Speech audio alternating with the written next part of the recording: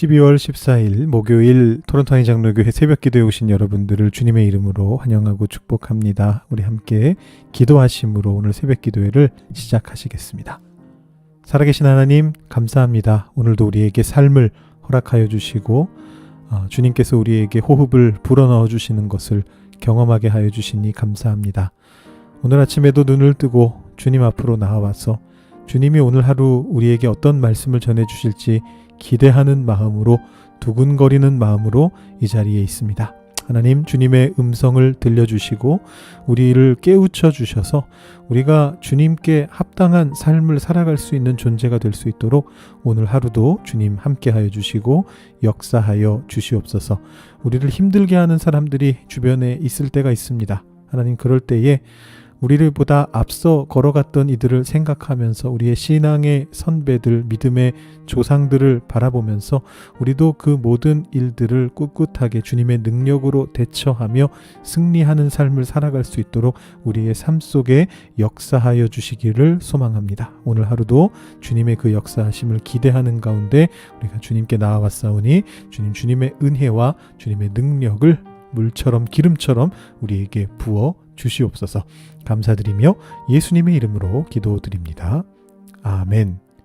오늘 우리에게 주시는 하나님의 말씀은 빌립보서 1장 27절부터 2장 4절까지의 말씀입니다. 신약성경 빌립보서 1장 27절부터 2장 4절까지 말씀을 봉독하도록 하시겠습니다. 오직 너희는 그리스도의 복음에 합당하게 생활하라. 이는 내가 너희에게 가보나 떠나 있으나 너희가 한 마음으로 서서 한 뜻으로 복음의 신앙을 위하여 협력하는 것과 무슨 일에든지 대적하는 자들 때문에 두려워하지 아니하는 이 일을 듣고자 함이라. 이것이 그들에게는 멸망의 증거요 너희에게는 구원의 증거니 이는 하나님께로부터 난 것이라. 그리스도를 위하여 너희에게 은혜를 주신 것은 다만 그를 믿을 뿐 아니라 또한 그를 위하여 고난도 받게 하려 하심이라. 너희에게도 그와 같은 싸움이 있으니 너희가 내 안에서 본 바요 이제도 내 안에서 듣는 바니라.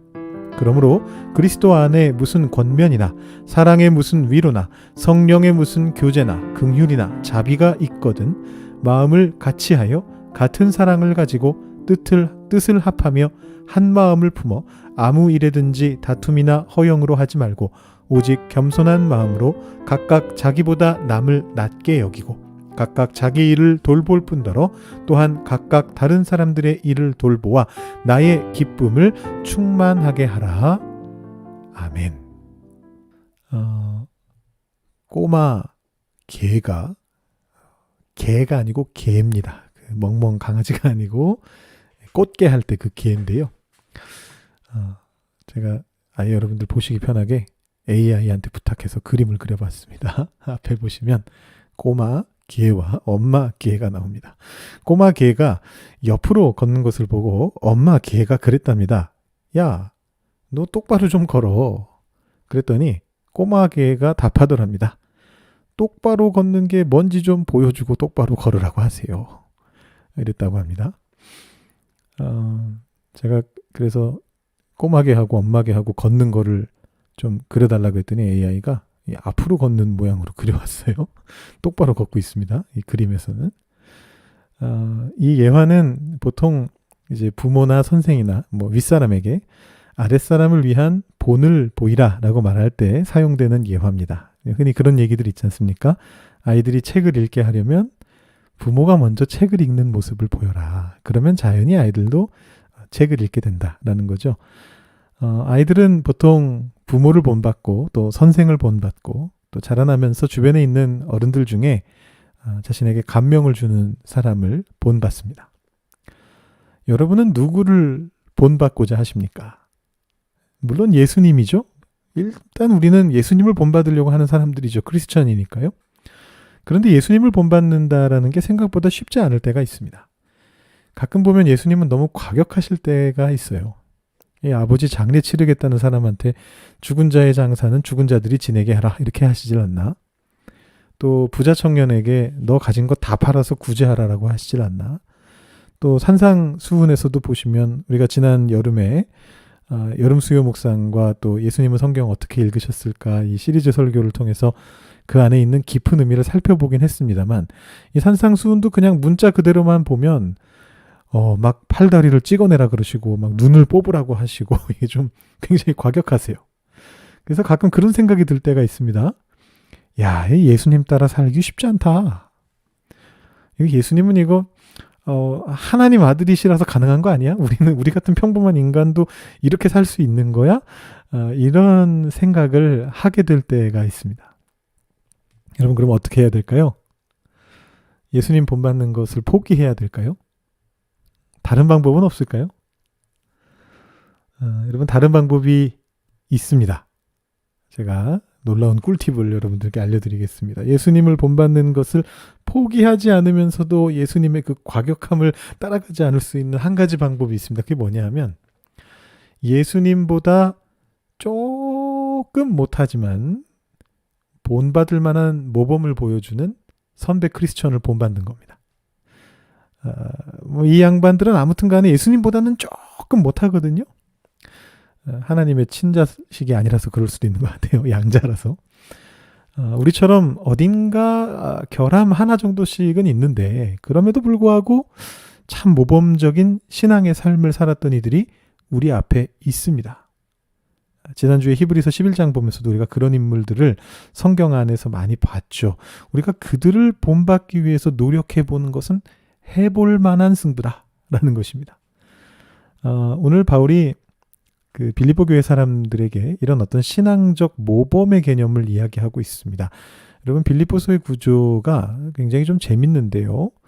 제가 4년 전에 토요 성경 공부에서 빌립보서를 가르쳐 드리면서 빌립보서가 어떤 상황에 대해 바울이 먼저 자신의 어떤 모범 사례를 소개해주고 그 후에 빌립보 교인들에게 이 사례를 따라하라라고 이렇게 권면하고 격려하는 형태다라고 이렇게 말씀드린 적이 있습니다. 이게 번갈아 나옵니다. 바울의 모범과 빌립보인들을 향한 권면, 바울의 모범과 빌립보 교회 사람들을 향한 권면, 이게 번갈아 나오는데요. 우리가 빌립보서 둘째 날에, 첫날은 뭐 인사말하고 감사의 글이었고요. 어제 둘째 날에 바울이 고난의 상황을 어떻게 견뎠는가, 그것도 이제 외부에서 공격해 올 때, 지금 바울이 갇혀 있고 그 갇혀 있는 모습이 하나님의 사도로서 부적절하다라는 공격을 당하고 있는 그런 상황이었잖아요. 이런 외부의 공격, 외부의 핍박이 있을 때 그 고난을 바울이 어떻게 견뎠는가, 이게 어제 말씀이었습니다. 이게 이제 고난 상황에서의 신앙적 모범을 제시한 것이다. 여러분 이렇게 보시면 됩니다. 그리고 그 다음에 바울이 오늘 말씀에서 빌립보 교회 교인들도 그래야 한다라고 말을 합니다. 27절부터 1장 27절부터 30절 말씀에 보시면 그런 내용들이 나오고 있습니다. 바울도 방금 말씀드린 것처럼 외부에서 바울에게 주어지는 고난에 대처하면서 아무튼 그리스도께서 전파되는 것에 감사하면서 지혜롭게 그 상황을 해결해 내려고 했지 않습니까? 근데 30절에 보시면 그와 같은 싸움이, 지금 바울과 같은 싸움이란 얘기죠. 바울과 같은 동일한 일들이 빌립보 교회 교인들에게도 일어나고 있다라는 것입니다. 그런데 그 상황 속에서 바울이 말하는 겁니다. 무슨 일에든지 28절 보시면 대적하는 자들 때문에 두려워하지 말아라. 뭐만 하면 되느냐? 그것은 너희들을 대적하는 뭐 이런 사람들, 다른 사람들 신경 쓰지 말고 너희는 복음에 합당하게 생활하기만 하면 된다. 27절입니다. 그리스도의 복음에 합당하게 생활하면 된다. 이렇게 말을 하고 있는 것입니다.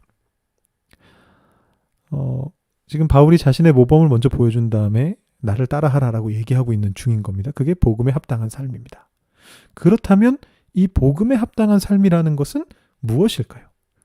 외부에서 핍박이 들어오고 고난에 처해 있는 공동체의 사람들은 어떻게 살아야 복음에 합당한 삶을 사는 것일까요? 바로 그것이 2장 앞부분에 나오고 있습니다. 자, 증오를 이기는 힘이 무엇입니까? 그것은 바로 사랑이죠. 빌립보 교회 교인들이 처한 상황이 정확히 어떠했는지 알 수는 없습니다만 바울이 빌립보에서 유대인들에게 쫓겨서 도망갔던 것을 생각해 보면 대략적인 상황을 짐작해 볼 수가 있습니다. 이 빌립보에 있는 유대인들이 이 바울을 추종하는 빌립보 교회 사람들을 유대교 이단이다 이렇게 공격했을 겁니다. 헬라인들 입장에서는 자기 동족들이 이상한 이방 종교인 유대교를 믿는 것만 해도 이미 이상한데 그 유대교조차도 정통이 아니고 이단을 믿는다고 하니까 이게 얼마나 경원시할 일이었겠습니까? 아마도 빌립보 교회 교인들이 직접적인 육체적 물리적 고난을 당한 것 같지는 않고요. 아마 그 도시에서 쉽게 말하자면 왕따를 당하는 이제 그런 상황이었던 것 같습니다. 헬라인에게도 이제 경원시 당하고 유대인들에게도 공격을 당하고 약간 이제 그런 상황이었던 것 같습니다.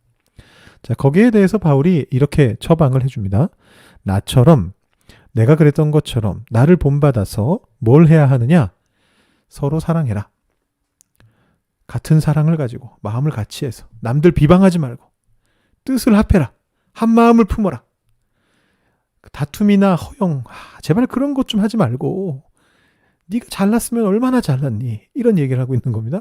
오직 겸손한 마음으로 자기보다 남을 더 낮게 여겨줘라. 그리고 다른 사람들의 일을 돌봐주어라. 이렇게 이야기하고 있는 것입니다. 결국 요약하자면 증오를 이기는 힘은 사랑이다. 이렇게 말해주고 있습니다. 우리 교회를 마치 이상한 교회인 양 그렇게 취급하는 몰상식한 사람들이 있습니다. 자, 그 사람들에게 우리가 행할 일은 무엇이냐? 자, 먼저는 우리끼리 먼저 서로 하나가 되는 겁니다. 근데 더 나아가서 우리끼리 하나 될 뿐 아니라 그들에게도 또 세상에게도 사랑을 보이는 것입니다. 증오를 이기는 힘은 사랑이거든요. 그것이 바울을 본받는 길이고 그것이 예수님을 본받는 길입니다. 여러분, 바울도 그랬잖아요. 바울이 고난당하는 상황에서 그 고난에 연민을 품고 연대하고 참여하고 도와주지는 못할 망정, 저 봐라, 사도도 아닌 게 자기가 사도라고 하고 다니다가 하나님께 버림받은 거 아니냐, 그러니 하나님의 권위도 없이 저렇게 갇혀있지, 그렇게 공격해대는 그 대적자들에 대해서 바울이 뭐라고 말했느냐 하면, 아무튼 그들이 그렇게 말하면서 자기들이 바울보다 낫다고 주장하기 위해서 열심히 복음 전파에 힘쓰고 있으니 됐다, 그걸로. 나 욕하는 게 뭐가 문제냐? 그리스도께서 전파되고 계신데 그렇게 말했던 것처럼 우리도 그렇게 해야 되는 것입니다. 물론 어떤 방법이 더 좋은 방법인가? 어떤 것이 주님의 뜻을 더 잘 드러내는 방법인가? 무엇이 지혜로운 방법이고 결정적으로 무엇이 의의 열매를 맺는 방법인가? 그것은 우리가 충분히 선의의 경쟁을 통해서 증명해 나가야 하는 것입니다. 우리가 선택한 이 길을 의의 열매를 맺는 길로 만들어 가야 되는 것이죠. 근데 그건 예수님도 그렇게 하셨다는 겁니다. 십자가에 달려 돌아가시면서도 예수님이 이렇게 기도하시는 겁니다. 아버지여, 저들을 용납하여 주옵소서. 저들은 자신이 하는 일을 알지 못함이니이다. 저거 다 모르고 하는 일이니까 하나님 용서해 주십시오. 저는 괜찮습니다. 이것이 예수님의 마음이었습니다. 그래서 바울은 빌립보 교회 사람들에게 자기 자신을 본받으라라고 말을 합니다. 그렇게 함으로써 그리스도를 본받으라라고 하는 것이죠. 1장 29절 30절 말씀 다시 한번 보시면 이렇게 되어 있습니다. 그리스도를 위해 너희에게 은혜 주신 것은 다만 그를 믿을 뿐 아니라 그를 위해 고난도 받게 하려 하심이라. 너희에게도 그와 같은 싸움이 있으니 너희가 내 안에서 본 바요 이제도 내 안에서 듣는 바니라. 나도 이 싸움을 먼저 싸워왔고 너희도 이 싸움을 지금 싸우고 있고, 그러니 나를 본받아서 어떻게 되느냐? 예수 그리스도의 길로 같이 걸어가자. 주님을 위해 고난받고 주님을 통하여 은혜 받자. 이렇게 지금 이야기하고 있는 것이죠. 오늘 말씀을 통해서 우리가 두 가지 내용을 봤습니다. 첫 번째로는 바울이 엄마 개처럼 자신의 모범을 보며 좀 따라하라 라고 빌립보 교회 교인들에게 말하는 모습을 보았습니다. 예수님을 바로 본받기가 부담이 된다? 그러면 우선 바울부터 따라하라 라는 것이죠. 그것도 부담이 된다면 신앙의 선배, 다른 누구라도 좋습니다. 아니면 신앙의 후배여도 좋습니다. 아무튼 나보다 조금 나아 보이는, 나보다는 하나님께 한 발 더 다가서 있는 것처럼 보이는 이의 그 좋은 모습들만을 본받는 겁니다. 그렇게 함으로써 우리가 주님께로 계속해서 다가갈 수 있습니다. 두 번째로, 외부의 핍박에 우리가 어떻게 대처해야 하는가를 보았습니다. 바울이 그러했던 것처럼, 또 바울이 빌립보 교회에 처방전을 내려줬던 것처럼 남들이 뭐라 하든지 내가 복음에 합당한 생활을 하면 되는 겁니다. 그 키포인트는 사랑이었습니다. 겸손한 마음으로, 마음을 하나로 모아서 다른 사람들을 돌보는 그런 성도님들, 그런 교회가 되어야 하고, 그러한 사랑의 마음으로 우리 외부의 사람들을 대해 나가야 됩니다. 오늘 이렇게 두 가지를 살펴보았는데요. 여러분 둘 중에 특히 더 마음에 와닿으시는 여러분 주제가 있을 것 같아요. 여러분의 상황이나 그런 것들에 따라서 여러분 그 주제를 선택하셔서 여러분의 개인적인 삶에 적용하시면서 기도하시고, 또 여러분들의 개인 기도하시고 오늘 새벽 기도회 마치시기를 바랍니다. 기도하시겠습니다.